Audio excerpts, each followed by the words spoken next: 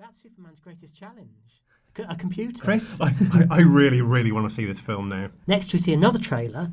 This one is for Only Fools and Horses. All this equipment here is manufactured by the one country that leads the world in alpine clothing, namely Fiji. Now, where are we in the trajectory of Only Fools and Horses, Graham? This is, I would say, so this is 93. This is their last sort of regular Christmas special before it then goes on a break and then returns in 96 with the trilogy. And I think that it was definitely flagging at this point, and going away was a very good thing for the show, because then when it comes about, we'd sort of forgotten about how soggy it got towards the end. I mean, this is one of the ones. What was the name of this episode? The name of the episode was Fatal Extraction. And if I may, I'll just quote you from Radio Times. Yeah. John Sullivan was interviewed, and he said, "I could happily write a new series right now, but unfortunately, David Jason had just signed to do A Touch of Frost for ITV, which put a new series on hold.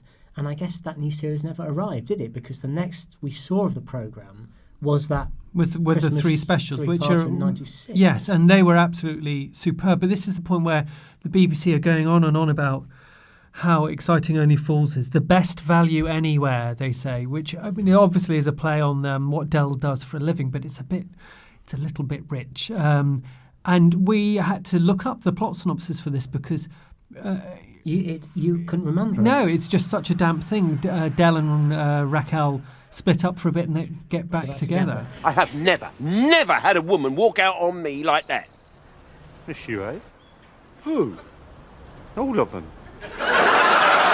It's 85 minutes long as well. That's too long, isn't it? Yes, I think that was, and I think that's the point where John Sullivan is thinking that there are depths that he can mine in these characters when actually we don't really want any of that. This is one of those shows that's reached a point in its own sort of history where it's being indulged, and John Sullivan's ambitions are being indulged. So, you know, we get a feature-length episode. We're kind of, as you say, Graham, we're kind of mining the emotional range of Del and Rodney, and those depths are not necessarily there. One thing which always sticks in my mind about this kind of era of the Only Fools Christmas special is that we have to have all the gang in the Nag's Head, all kind of about 8 or 9 people all sitting around. See, I was just going to say something important to Del, and it's gone now. So how'd it turn out there, Mike? Hey? Coronation Street or East End? As long as it weren't El Dorado, we can all sleep easy, eh?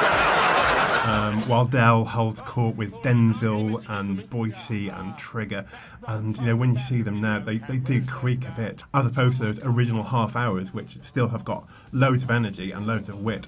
And it made me think also of when they then brought the show back again in the early noughties, after the trilogy in the 90s. And the second year that it was back, there was a documentary with John Sullivan. A few were critical of it and said bad things about it, but I thought it a bit unfair, as we lost Buster, Uncle Albert, and then shortly before filming we lost Ken MacDonald, who was Mike at the Nag's Head. So, we had major problems there to overcome, and I thought they might have let us off on that one for good behaviour, but they didn't. Maybe that was a reason not to bring it back in that case then. Do you think the voiceover that we hear is right to say Christmas Day is Only Fools and Horses? I think there is a certain amount of... There was expectation.